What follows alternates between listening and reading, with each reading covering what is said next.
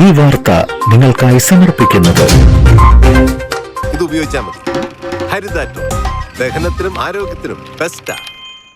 കൊച്ചിൻ ദേവസ്വം ബോർഡിന്റെ കീഴിലുള്ള കുറുമാലിക്കാവ് ഭഗവതി ക്ഷേത്രത്തിൽ അഷ്ടദ്രവ്യ മഹാഗണപതി ഹോമവും ഗജപൂജയും ആനയൂട്ടും നടന്നു. ക്ഷേത്രം തന്ത്രി അണിമംഗലം വല്ലഭൻ നമ്പൂതിരിയുടെ മുഖ്യ കാർമ്മികത്വത്തിലായിരുന്നു ചടങ്ങുകൾ. Devaswom board secretary P Bindu ആദ്യ ഉരുള നൽകി. Deputy commissioner Sunil Kartha, assistant commissioner M Manoj Kumar, Devaswom officer U Anilkumar, ഉപദേശക സമിതി president K Nandakumar, secretary K V Suresh, P G Shaji എന്നിവർ പങ്കെടുത്തു.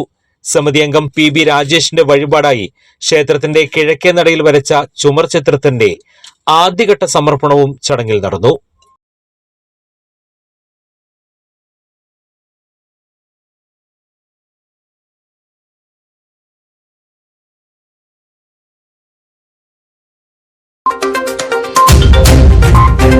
ചിലതൊന്നും ചിലർക്കങ്ങോട്ട് ദഹിക്കത്തില്ല.